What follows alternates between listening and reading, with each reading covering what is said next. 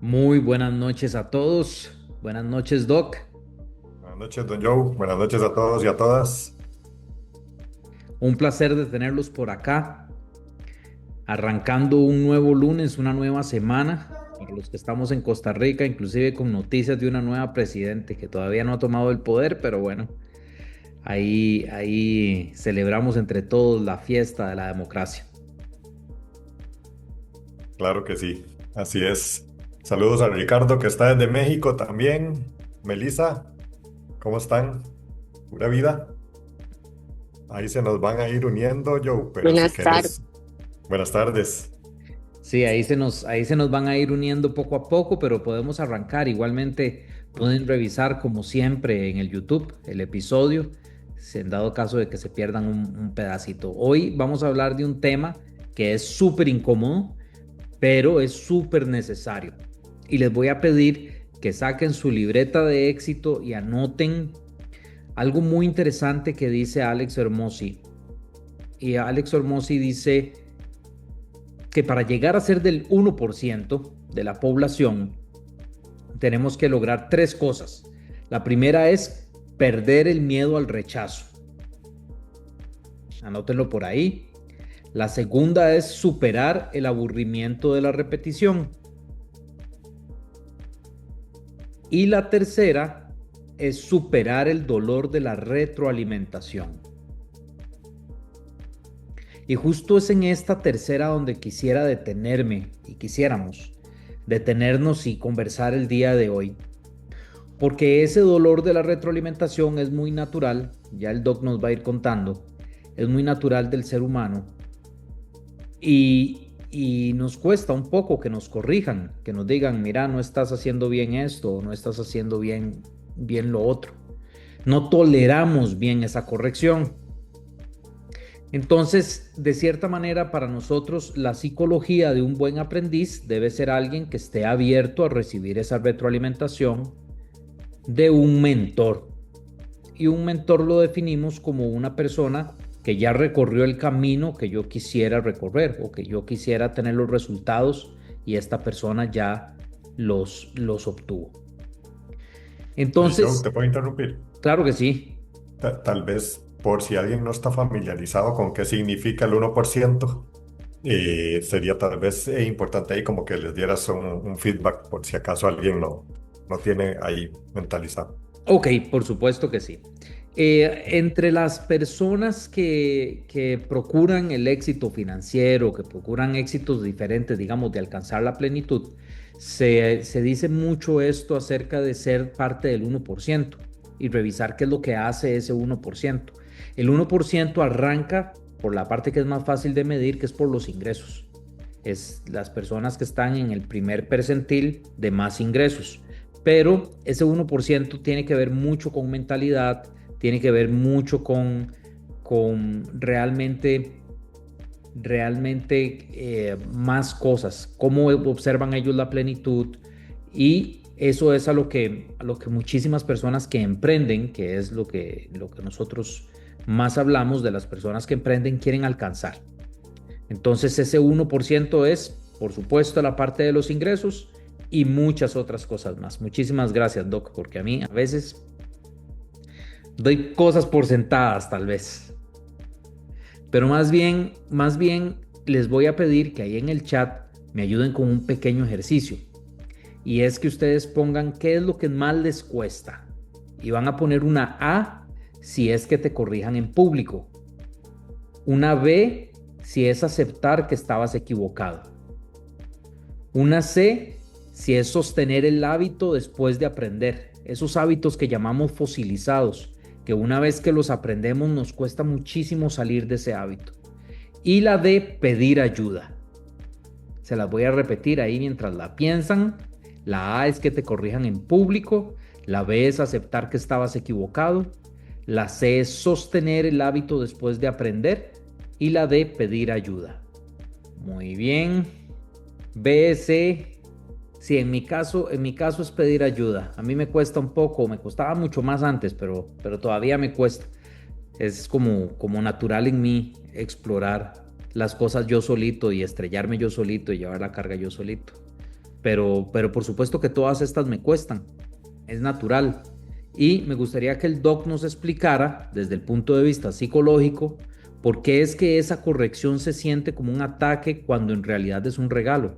Correcto. Listo, bueno, más bien muchas gracias a todos y a todas por conectarse y por estar participando. Recuerden los que quieran conectar la camarita también ahí. Gracias, doña Judith, Marco, y los que puedan, ¿verdad? Los que no pueden, lo entendemos. Vamos a ver, aquí hay algo muy importante que necesitamos saber. Les va a sonar a mofa, pero es muy realista. Yo trabajé con un psicólogo hace muchísimos años en una compañía y él decía que habían dos formas por las cuales los seres humanos nos resentíamos cuando alguien nos corregía. Una, porque habíamos sido muy violentados de niños y nos habían corregido de una manera muy dramática, muy dura, inclusive a veces hasta agresiva, ¿verdad? O pasivo-agresiva, ¿verdad? Y otra forma era que tal vez a veces nos habían tratado muy bien y nos decían que éramos, este es el famoso chiste de él, que éramos la cosa más preciosa del mundo, entonces, y la más linda y la más inteligente, y entonces cuando alguien nos decía que lo estábamos haciendo mal, estaban regañando a la cosa más preciosa, más linda y más inteligente del mundo, ¿verdad? Entonces no lo aceptábamos bien. Entonces él decía que no importa cuál había sido el pasado de nosotros, si nos habían elogiado mucho, habían estado muy conectados con con nuestro ser de manera saludable, o si nos habían violentado, igualmente íbamos a reaccionar mal a la crítica constructiva, íbamos a reaccionar mal, ¿verdad? Cuando alguien nos hacía esta famosa corrección. Y como lo hemos visto en otros episodios, y a mí no me gusta usar palabras ofensivas, pero bueno, pues es parte del desarrollo de muchos de nosotros, que las hemos escuchado en diversas ocasiones, algunos y otros más que menos, ¿verdad? Pero cuando alguien se equivoca, ¿qué es lo que piensa la gente o qué es lo que dice la gente que nosotros tenemos a nuestro alrededor? Es muy importante que leamos nuestro contexto. Y aquí nos vamos a devolver a cosas que pueden herirlos un poco, pero de verdad que aquí estamos con la intención de crecer. ¿Qué me decía mi papá? ¿Qué me decía mi mamá? ¿Qué me decían mis mentores, las personas que yo seguía cuando yo me equivocaba? Me decían que yo era tonto, que era idiota, que era estúpido, que era incompetente, que era incapaz, ¿verdad? O sea, ¿qué me decían? Y no solo esto, hace poco tuve una reunión, puede ser unos 2 meses, con un coach, con una persona que estaba entrenando.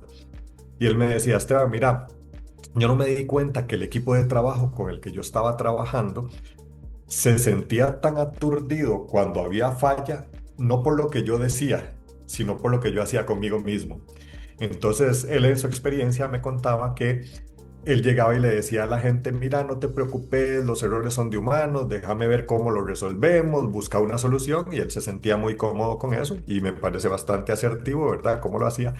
Pero cuando él se equivocaba, él decía, qué bruto, qué idiota que soy, ¿cómo es posible? Es que de verdad que soy bruto, de verdad que soy idiota, de verdad que soy burro. Entonces, ¿qué es lo que pensaba la gente?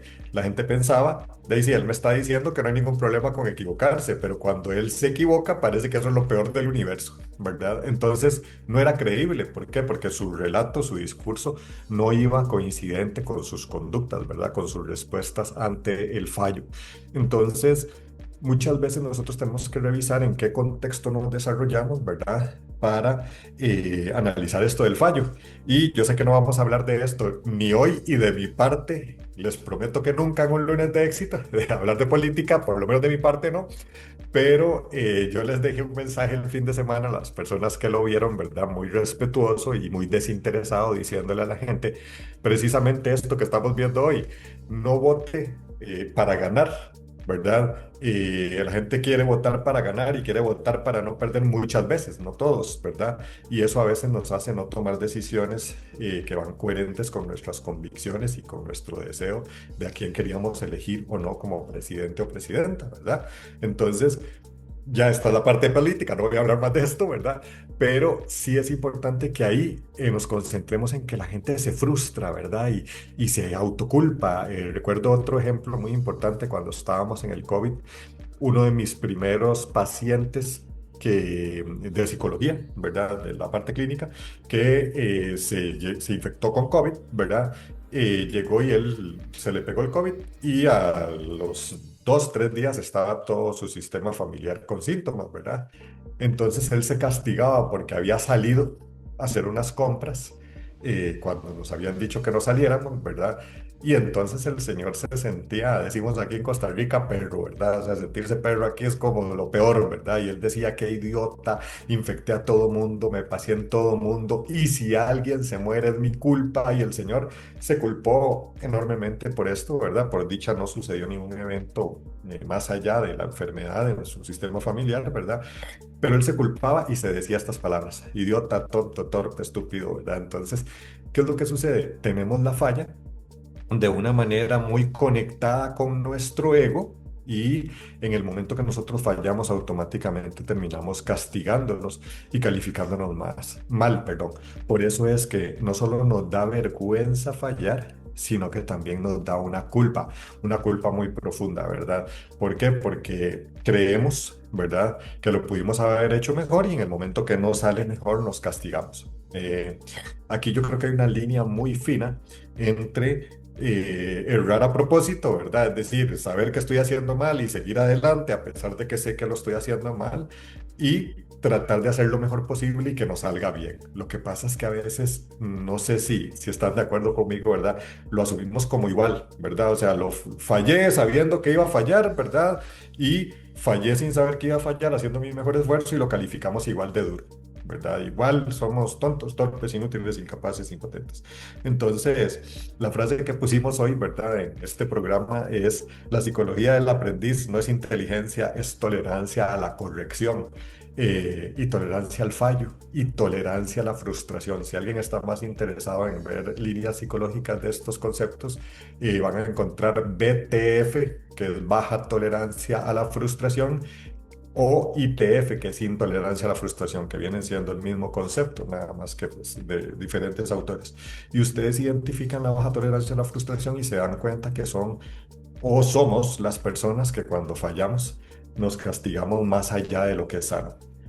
Nos mal calificamos, nos sentimos súper mal y empezamos a generar un montón de emociones asociadas que no nos hacen estar bien, ¿verdad? Entonces, en esta línea yo creo que es muy importante que nosotros entendamos que aprender, ¿verdad? Es dejarse corregir, es dejarse mentorear. ¿Saben qué es lo más duro? Y vamos a ver si participamos ahí en el chat. ¿Saben qué es lo más duro de dejarse corregir? Alguien que me apunte ahí, alguien o todos. Tenemos ahorita 12 participantes. Cuéntenme qué es lo más duro de dejarse corregir para cada uno de ustedes. Los leo en el chat. Vamos a ver, ¿qué es lo más duro de dejarse corregir? ¿Qué es lo más difícil de dejarse corregir? Dice don Marco, aceptar que estamos equivocados.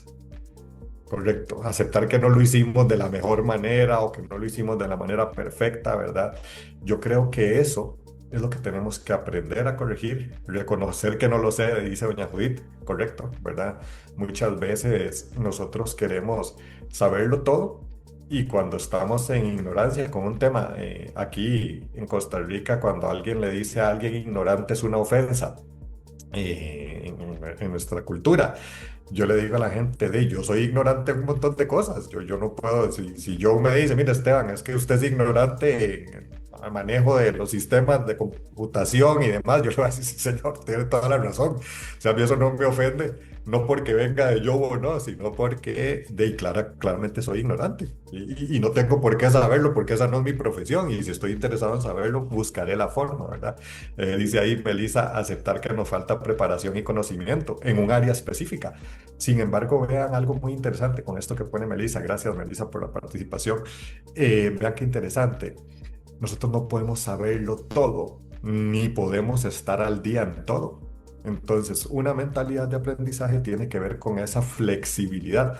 Psicología le llamamos plasticidad sináptica, cuando mis conexiones neuronales pueden moverse de manera tal que yo puedo aceptar otras realidades, meter nuevo conocimiento. De hecho, los niños son muy plásticos, decimos, tienen mucha plasticidad sináptica, es decir, sus neuronas están como una esponjita absorbiendo y cambian de un día a otro y cambian los conceptos fácilmente, y los jóvenes también. Cuando somos un poquito más adultos nos vamos dando cuenta que somos un poquito más rígidos con nuestras creencias, más rígidos con lo que conocemos. ¿Por qué? Porque la plasticidad sináptica se va perdiendo, es decir, nos volvemos más, ¿cómo les puedo decir? Más tercos, más rígidos, más fuertes, ¿verdad? Con nuestras creencias.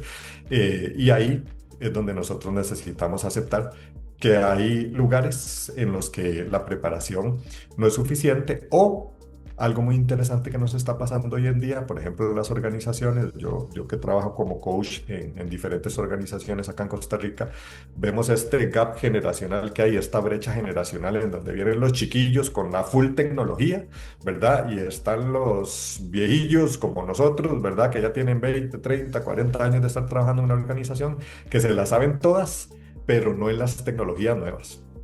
De hecho, ahí, sin echarlo al pico, ahí me refuerza Marco, que trabaja en Microsoft, creo que es que trabaja Marquito, ¿verdad? Vemos a esos chiquillos ahí con toda la fuerza, con toda la nueva tecnología, ¿verdad? Con lo último de lo último, y vemos la gente que es más senior, muy carga, muy capaz, con una visión muy grande de la empresa, pero tal vez no con ese nivel de actualización. Entonces, qué difícil para el que sabe mucho aceptar que el que no sabe tanto le puede enseñar algo, y qué difícil para el que sabe mucho de lo nuevo aceptar que el que está viejo, ¿verdad? También le puede enseñar una visión o le puede dar una forma distinta de ver la realidad. Entonces ahí es donde nosotros queremos entender que la corrección no es un ataque, ¿verdad? Dice ahí Marquito, sí, es cierto. Me acuerdan cuando yo, cuando yo quería comerme el mundo, ¿verdad? Si Marco ya tiene el ratillo de estar ahí, se ve más joven que nosotros, pero es que engaña, ¿verdad? Pero sí, Marco ya tiene el rato de estar en esa área trabajando, y sí, ¿verdad? Él ha visto ese cambio y ha recibido muy, muy fuerte ese cambio, ¿verdad? Entonces, ahí es donde decimos, la corrección no es un ataque, son datos. Cuando alguien me corrige, es que me está diciendo qué es lo que está correcto. Ahí les quiero aclarar, porque a veces la gente cree que corrección es decir cualquier cuestión, ¿verdad? No, si a mí me corrigen, me están corrigiendo, es decir, me están diciendo que lo que estoy haciendo no está bien y me están demostrando la forma correcta, ¿verdad? No es que tengan un criterio diferente y que esté errado, es cuando me mejoran la percepción y me ayudan a entender que las cosas las estaba pensando de una manera distinta. Entonces ahí queremos entender que la corrección no es ataque, son datos, y si lo empezamos a ver como datos, vamos a empezar a aprender y a entender mejor. La corrección activa dos áreas, por así decirlo, o dos bloques primitivos, que es el quedar mal, que fue como ustedes lo planteaban ahorita, el quedar mal, y el tema de estar equivocados. Nadie quiere estar equivocado, a nadie le gusta, ¿verdad? Que le digan que está equivocado.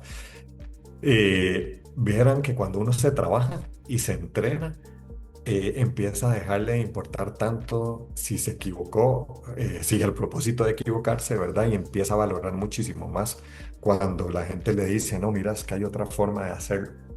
Nos volvemos más sabios. ¿Por qué? Porque el que cree que tiene la razón o que todo lo sabe, dice una frase por ahí, no sé de quién es, tal vez yo la he escuchado y identifica en su computadora mental el autor, dice, el que cree que todo lo sabe vive en un mundo que ya no existe, ¿verdad? Es una frase muy buena, a mí me gusta mucho, ¿verdad? Porque sí, sí, yo creo que me las sé todas, estoy obviando una realidad gigante, ¿verdad? Entonces el que cree que todo lo sabe vive en un mundo que ya no existe, habla de las personas que tienen esta ansiedad del ego, ¿verdad? De creer que todos lo saben y de jugarse pulsos con la gente, tratando de demostrar algo que es irracional. O sea, yo, Esteban, ni Joe, ni Marco, ni Doña Judith, ni Erwin, ni Nico, ni María Vargas, ni Susan, ni Roxana, nadie puede tener la realidad absoluta en sus manos, porque la realidad de por sí cambia de acuerdo a percepción y a investigaciones, ¿verdad? Un día el café es malísimo, el otro día nos hace mucho bien, ¿verdad? El otro día produce cáncer, el otro día es bueno para las células, ¿verdad? Entonces,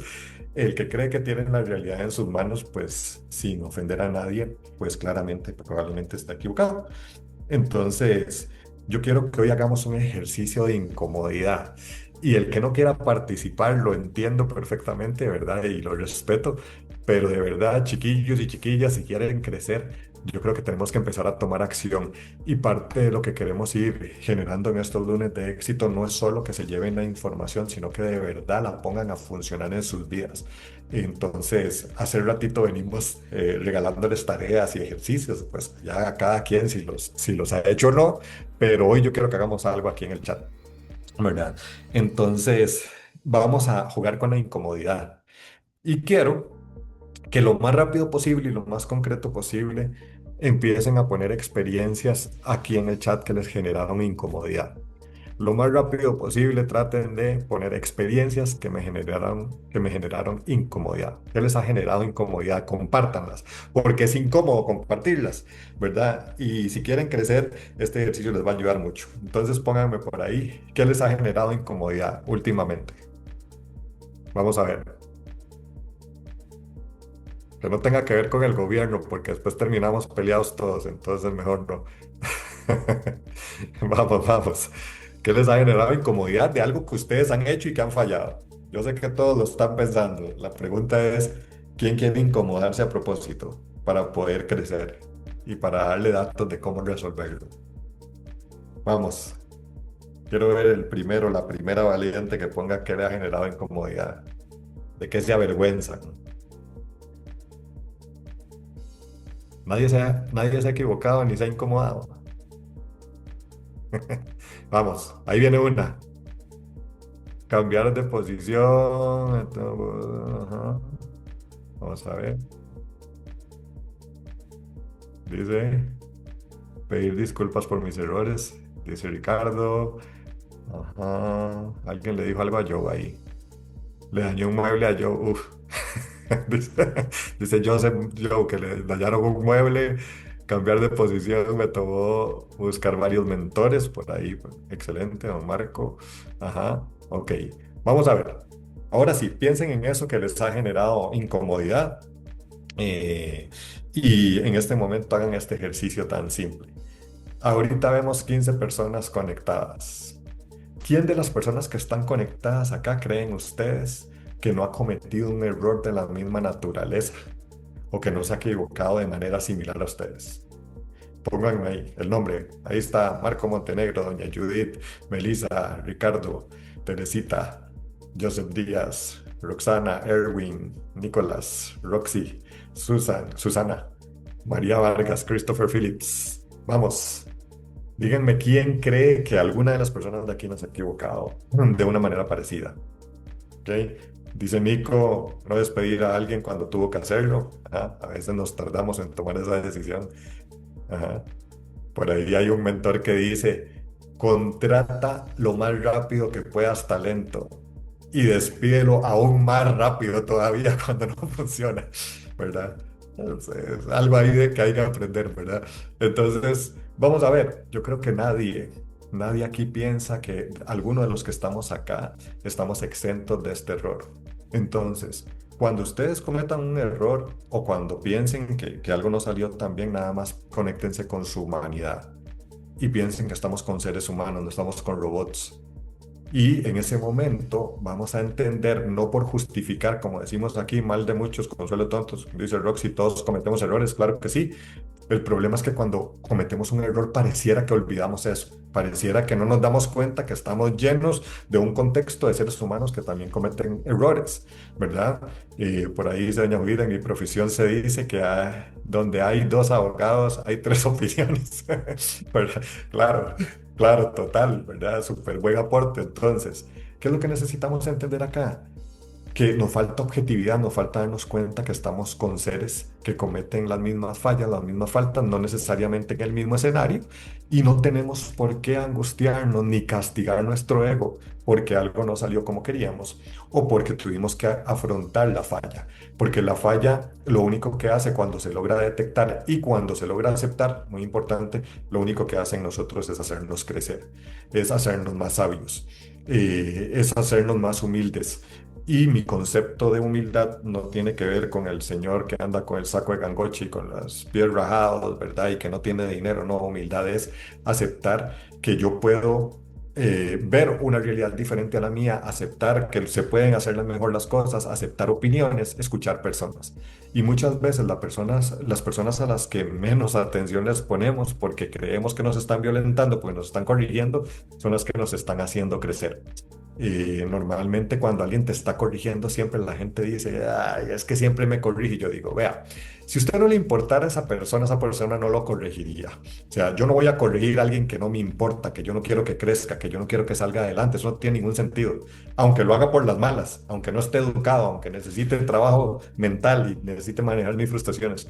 Yo no conozco a nadie que corrija a alguien, es decir, que lo ayude a hacer las cosas mejor, que no tenga un interés en esa persona. Es decir, que le interese que esa persona vaya por las buenas o que le interese el resultado de lo que esa persona va a hacer, ¿verdad? Y cuando la gente dice, me corrigió mal, no te están corrigiendo. Es decir, te están induciendo al error. Entonces entendamos que corregir es inducir a la parte positiva, a la parte buena, a la parte de crecimiento. Entonces, en crecimiento necesitamos tener esa humildad, esa sapiencia y esa flexibilidad para aceptar que otras personas pues, nos pueden ayudar. Eh, Aprender de los mejores no es idolatría, es estrategia. Hay algunas creencias generales, y aquí me disculpan, inclusive hasta religiosas, y no voy a tocar temas controversiales, ¿verdad? Pero de personas, perdón, que siguen la religión, que a veces nos dicen, mira, es que llegar y admirar a una persona es idolatrarla. ¿Verdad? Y yo le digo a la gente, no, no necesariamente, yo puedo admirar a doña Judith porque ella hace un gran trabajo, porque es esforzada, porque es trabajadora, porque es una persona que quiere cada vez ser mejor y a mí eso me inspira.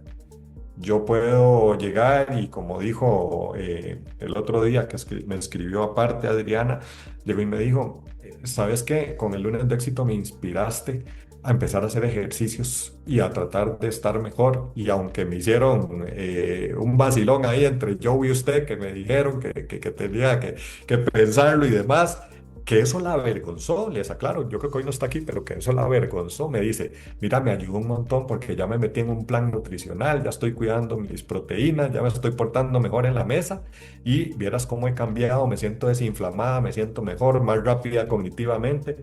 Y me dice, algo tan pequeño, que parecía tan pequeño, me corrigió, pero bueno, se expuso a la incomodidad, ¿verdad?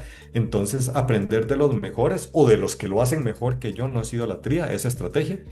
La mayoría paga por evitación. Cuando decimos esto, cuando la mayoría paga por evitación, es que la gente prefiere pagar para no aprender algunas cosas que de pronto les serían útiles. A mí me gusta pagar sin ofender a nadie por cosas que no están en mi interés. Es decir, que yo no quiero aprender a hacerlas y que no creo que van por la vía del crecimiento que yo quiero.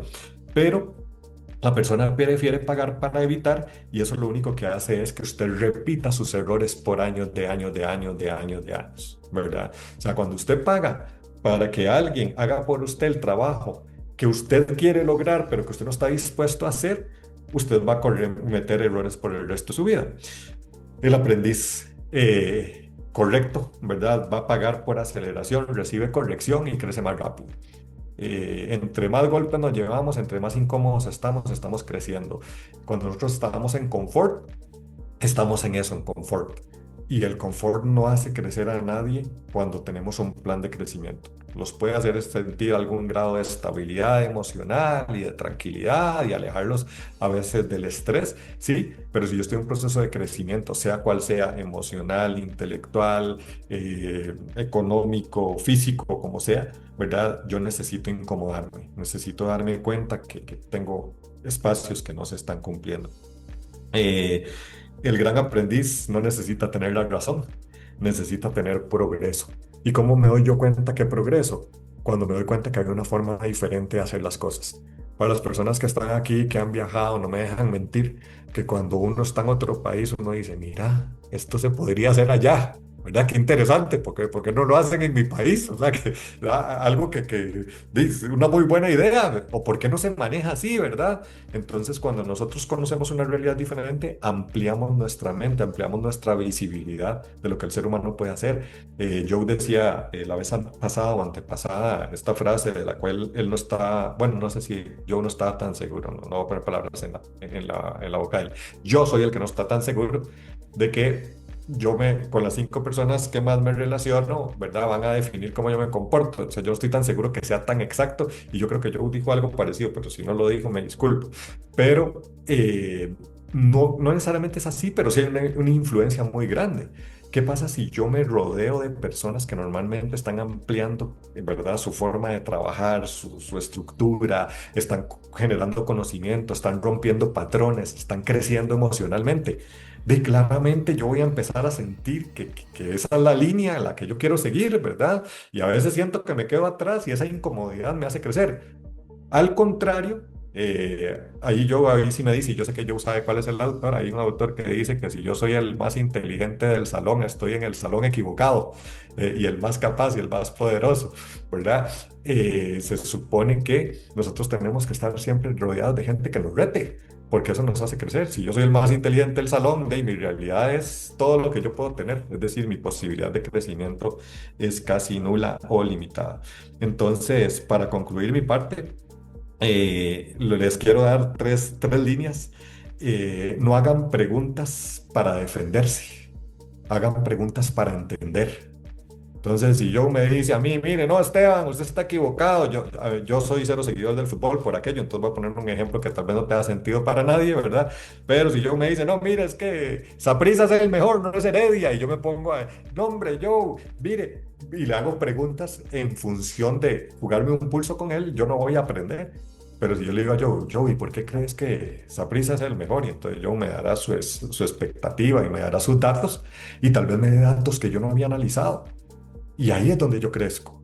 Pero si yo me pongo a hacerle preguntas para demostrarle que él está equivocado, yo no voy a crecer nunca. Y todo lo contrario, no solo me hundo, sino que puedo destruir una posibilidad de crecimiento y puedo destruir hasta una relación. En sus relaciones de pareja, ahí les dejo el tip, ahí se ahorran 50.000, 65.000 pesos en una sesión de pareja. Sus relaciones de pareja, no hagan preguntas para demostrarle a la otra persona que está equivocada. Háganle preguntas para entender por qué tiene una percepción diferente a la suya. Y les juro que el resultado va a ser muchísimo mejor. Entonces, haga preguntas para entender, no para defenderse. Busque la fricción controlada. ¿Qué quiere decir esto? Cuando usted tiene mentores, cuando usted hace revisiones, cuando usted hace auditorías, ahí es donde la gente se incomoda. Cuando a la gente la miden, ¿verdad? O cuando uno se mide, uno se incomoda, ¿verdad? Entonces, esa pequeña fricción me va a hacer crecer. Y la última, no negocie con el autoengaño y evite el sí ya sé. Yo conozco muchas personas, muchas, a lo largo de estos casi ya 20 años de trabajar con personas, ¿verdad? Conozco muchas personas que a veces no lo dejan a uno ni terminar de hacer una pregunta ni de hablar.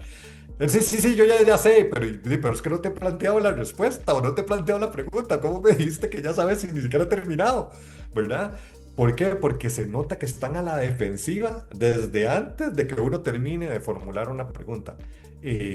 No los juzguen, nada más no repitan el patrón, no lo hagan para ustedes. Si quieren crecer, escuchen primero, procesen después y traten de construir una pregunta para entender qué es lo que está pasando y no para jugarse un pulso. De mi parte es eso, ahí los dejo con yo que les trae muchísimo más valor. Un abrazo, aquí me quedo. Muchísimas gracias, Doc. Muchísimas gracias por el aporte. Yo, eh, la verdad que eso que dijiste, que uno no debería enfocarse en proteger el ego, sino en proteger el crecimiento a la hora de una corrección, es algo que resonó montones en mí. Y de cierta manera yo, y aquí, como siempre, yo no sé si esto lo vamos a tener que editar después o no, pero yo le he hecho la culpa a nuestro sistema educativo.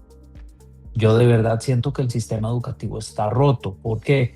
Porque forma personas que siguen instrucciones, forma personas que no deben equivocarse, que les dan un rol y los meten en una fábrica, en una maquila, sea una maquila de cualquier tipo, de hacer planos arquitectónicos o de lo que sea, y no cometer errores. Ahora, no por esto no queremos que los edificios no se caigan en un temblor, ¿verdad?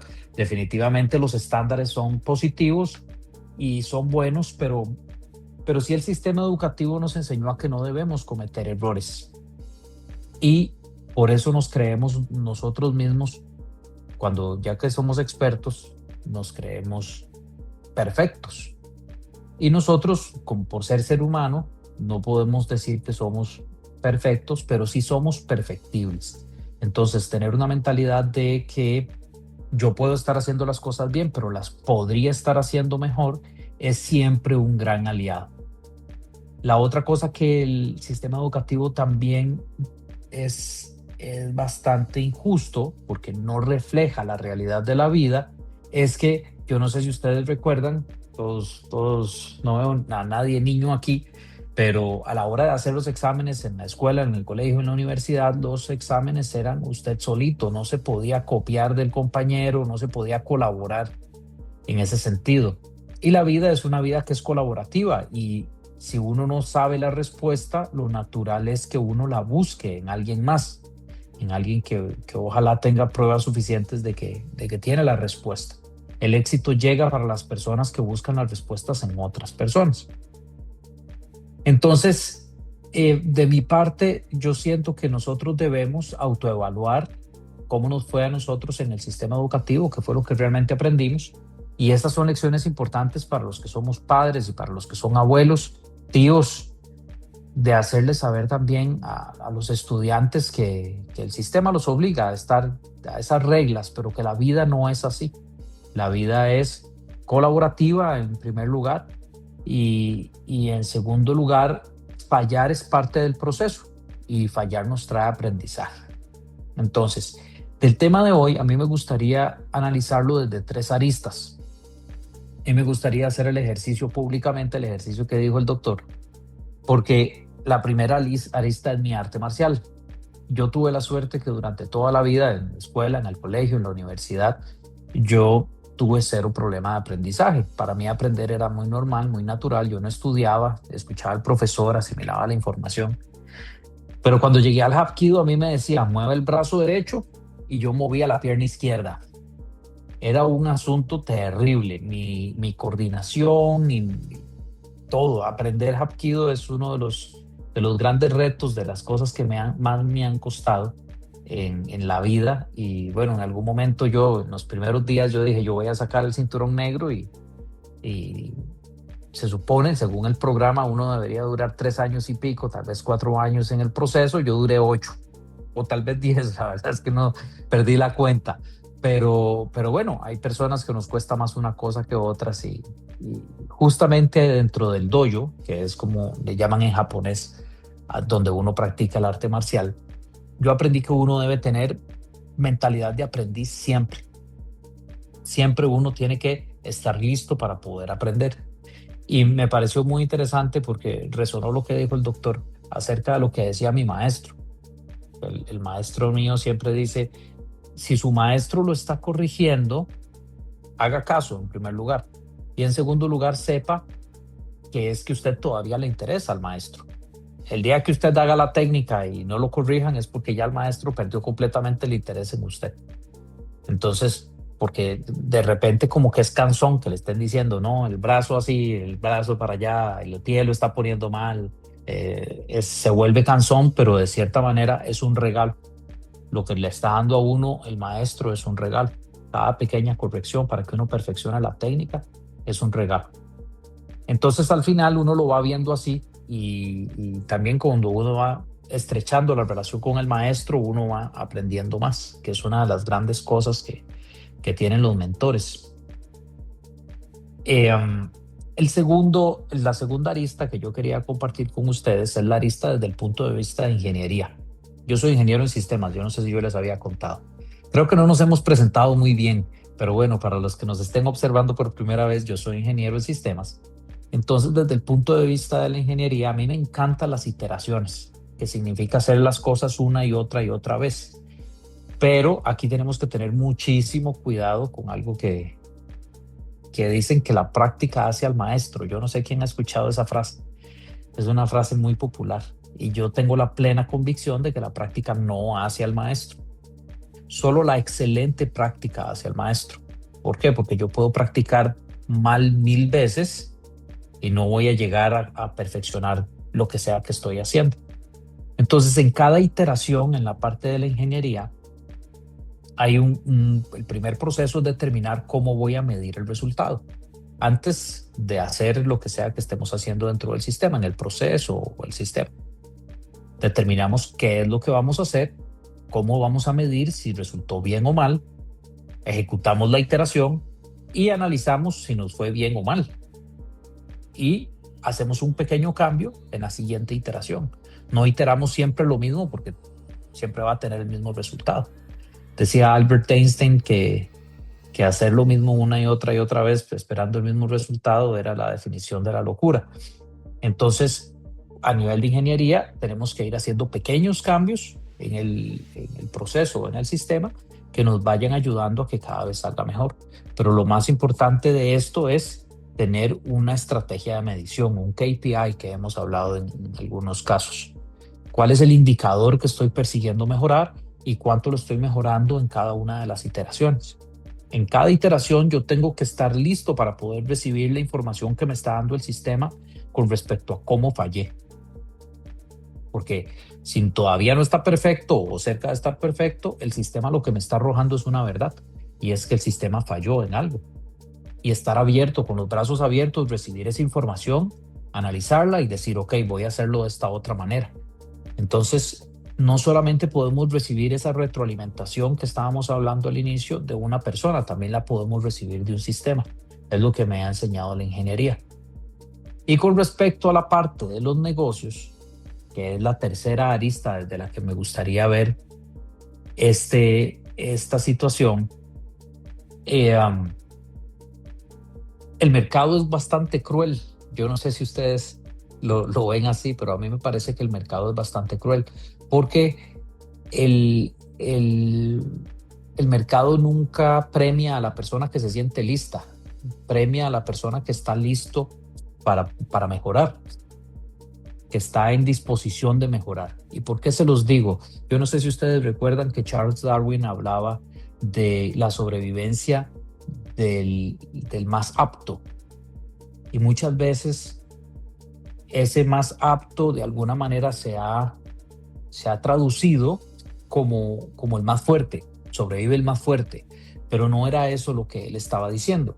Lo que él estaba diciendo es que el que tenga mayor capacidad de adaptación, ese es al que le pertenece la sobrevivencia. Y como la única constante de este universo es el cambio, en la vida silvestre y en los negocios está constantemente, todo está cambiando.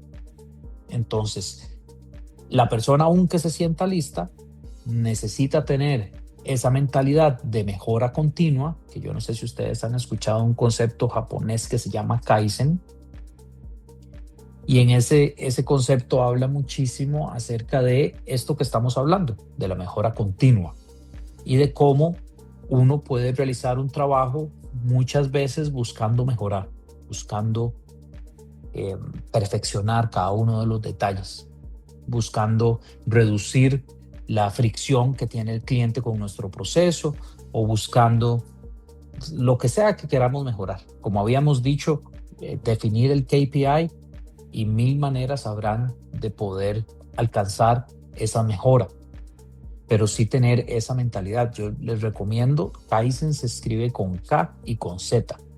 Les recomiendo que lo busquen. Hay un montón de literatura acerca de cómo eso es toda una cambio de mentalidad, de estar listo para mejorar, estar listo para fallar y listo.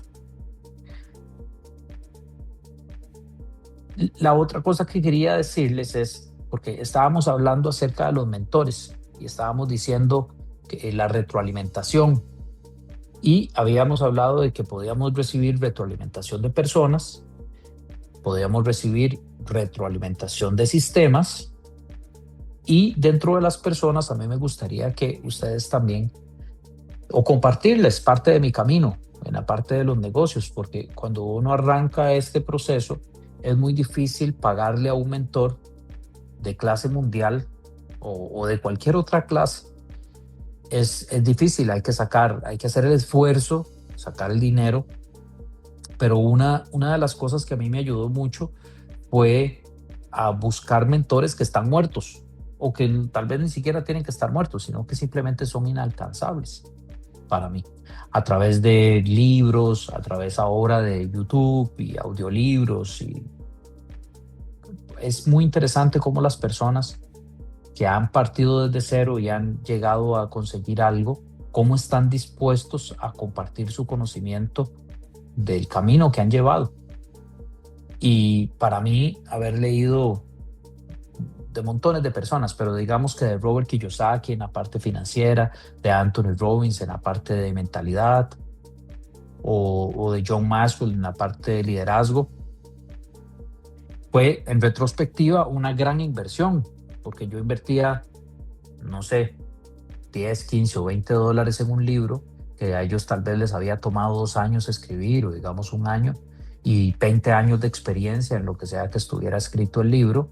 Yo podía acceder a ese conocimiento y tal vez en una semana o dos meter en mi bagaje cerebral ese contenido. Y a veces es difícil buscar una persona que tenga exactamente el camino que uno ha recorrido, una persona que esté dentro de su entorno, digo yo. Pero en los libros es muy fácil, uno le pregunta a ChatGPT acerca de algún libro que haya sido escrito para resolver un tema particular, y por lo menos 20 de cada uno de los temas le va a sugerir, y leerse uno, el que sea mejor. Es un acceso a la mentoría, es un acceso también a la retroalimentación. Lo único es que el esfuerzo activo que tiene que poner la persona es mucho mayor, porque la autocrítica es la que te va a servir, ¿verdad? Muchas veces uno va leyendo el libro y de repente uno se topa y dice, mira, yo estoy cometiendo este error, pero uno tiene que estar muy activamente buscando esos errores, buscando esos comportamientos que menciona el libro para autoevaluarse uno. La gran ventaja de cuando el mentor está vivo y está cerca, porque también existen mentores que están vivos, pero que es difícil alcanzar su atención, es eso, que cuando hay un mentor que está cerca de uno, puede observar con más claridad y recordar también cuando esa persona cometió el error. Entonces es mucho más fácil de entregar la retroalimentación al pupilo, digamos, al discípulo, al estudiante. No sé cómo decirle. En el dojo se le dice de varias maneras dependiendo de su grado de cercanía con el maestro y cuánto hace caso. Y ahí es donde yo creo que hay que hacer como un balance porque el aprendiz de cierta manera tiene que pagar el dolor y ese sufrimiento de la corrección, pero en ese proceso y al pagar eso lo que gana es muchísima velocidad, porque si un mentor tomó 20 años para encontrar que algo funcionaba y se lo da en un instante, le está ahorrando 20 años a uno. Le está ahorrando un montón de tiempo, y el tiempo es uno de los recursos más escasos que tenemos. Yo todavía estoy en una lucha filosófica conmigo mismo, porque no sé si será el tiempo el recurso más valioso o si será el enfoque, porque uno puede tener todo el tiempo del mundo, si no se enfoca no consigue nada tampoco.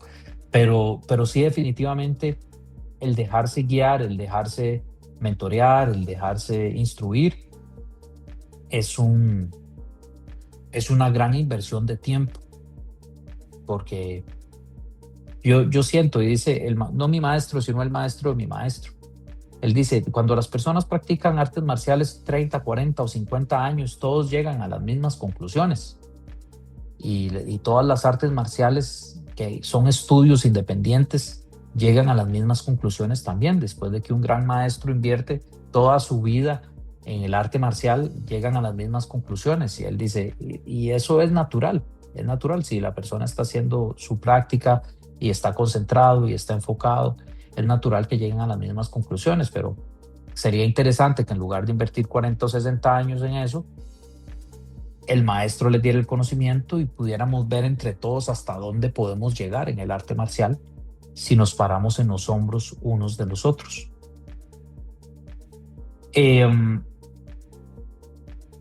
Me gustaría además conversar sobre el orgullo y el ego. Es que el ego todavía no lo entiendo muy bien. Creo que me hacen falta unos 52 lunes de éxito más para poder entender el ego y exactamente cómo funciona y cómo nos hace zancadillas. Ahí vamos aprendiendo un montón. Pero yo siento que es también un poco el orgullo de sentirnos sabios, de sentirnos que todo lo sabemos, de sentirnos perfectos, de no sé de qué. Pero ese orgullo yo siento que se paga carísimo. Ahora que estamos hablando acerca de los precios, es, es, es muy lleno de frustración, siento yo. El orgullo, eh,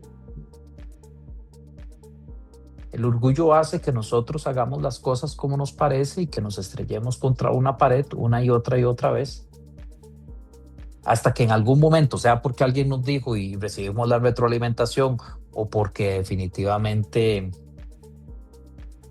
definitivamente aprendimos a darle la vuelta a la pared en lugar de estarnos estrellando contra ella. Y en ese proceso en el que uno está peleando con la pared y que se está estrellando una y otra vez, de cierta manera, ahí se pierden muchísimas oportunidades. Se pierden las oportunidades de todo lo que yo podría estar consiguiendo en lugar de estar invirtiendo mi energía y mi enfoque y mi tiempo peleando en contra de una pared que tal vez alguien nos pueda decir exactamente cómo pasar por encima, darle la vuelta, pasar por debajo o alguna otra técnica que tal vez en el pasado a él le funcionó. Ahora, nos gustaría, y este es un anuncio, porque este sí tiene impacto económico. Nos gustaría anunciar para ustedes y compartirles que en el mes de junio vamos a estar dando una seguidilla, digamos, la segunda parte del Business Essentials. Yo no sé cuántos de ustedes participaron en el número uno. El número uno lo hicimos al final del año pasado y fue una experiencia muy bonita. Hicimos un montón de actividades, aprendimos jugando, que es la única manera que yo creo que uno aprende y no se le olvidan las cosas, como cuando uno era niño. Hicimos team building, hicimos de todo, compartimos conocimiento y fueron un par de días bastante llenos de actividades, bastante llenos de mucho aprendizaje. Conversamos un montón de cosas fundamentales de los negocios y, y fue una cosa muy bonita y la gente me dijo, bueno, ¿cuándo hacen el segundo? Entonces yo le dije al doc, la gente está preguntando cómo le damos seguimiento a, a esta iniciativa. Entonces queríamos anunciárselos a ustedes de primeros. Creemos que estamos casi seguros. Yo no sé si el doc ya tuvo respuesta oficial del hotel, que va a ser el 13 o el 14 de junio. Entonces, para que lo anoten por favor en sus agendas, no vayan a salir del país. Nos vamos a meter en un hotel de montaña y ahí vamos a aprender un montón, todos juntos. El valor y todo eso nosotros se los haremos llegar al grupo. En el grupo de Telegram publicaremos todos los detalles y si ustedes quieren conversar sobre métodos de pago y todas estas cosas, los pueden contactar directamente y lo podemos ver. Igual como siempre, con los brazos abiertos a todos ustedes, todos sus amigos, toda la gente que entre en el YouTube, la gente internacional, la que no está en Costa Rica, pues va a tener que volar para, para poder recibirlos acá, pero por supuesto que será un grandísimo placer. Doc. Sí, correcto. Ahí reforzar yo la información, sí, el 13 y el 14 y probablemente vamos a tener ahí como una especie de bonus para algunas personas que quieran entrar desde el viernes, porque ahí nos quedamos, para los que estuvieron en la experiencia, nos quedamos hospedados en el hotel. La dinámica va a ser la misma y ya están confirmadas las fechas. ¿verdad? El 13, 14 ya está confirmado. Lo que está por confirmar es si hay gente que quiere entrar desde el viernes en la noche, ¿verdad? Que sería el 12. Entonces, ¿cómo vamos a manejar eso? Eso nada más sería lo que está por definirse. Pero sí, bueno, ahí reforzando lo que dice Joe, pues la pasamos muy bonitos. Algunos de ustedes que están acá no pudieron ir, que tenían la intención, entonces pues están invitados y esta vez con más tiempo. La vez pasada los pudimos a correr más, pero con más tiempo para que se vayan organizando y parte de lo que queremos pues aportar en ese curso es mucho de lo que Joe está diciendo, ¿verdad? Toda la experiencia que hemos tenido con los mentores y con lo que hemos hecho aquí, pues tratar de reducirla y de entregar ahí un paquete de herramientas que por lo menos a mí, y estoy seguro que Joe también, pues piensa igual, me ha servido de mucho, ¿verdad? Y esta parte de ponerse en las manos de personas que tienen información que tal vez nosotros tardamos bastante tiempo recopilándola y que para ustedes sería pues más ágil y más fácil. Entonces, pues bienvenidos a todos y todas, de verdad, va a ser un gusto tenerlos ahí y cerrando pues esta sesión, decirles que el tema del aprendizaje tiene que ver con esto, ¿verdad? Lo que decía yo ahorita, que lo único que es constante es el cambio.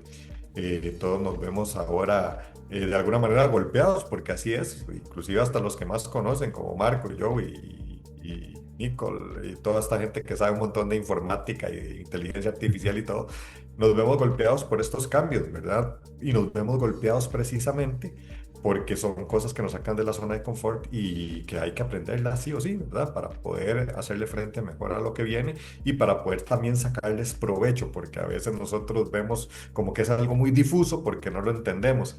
Y les quiero compartir una frase que salió de un coach, no sé si está conectado al día de hoy.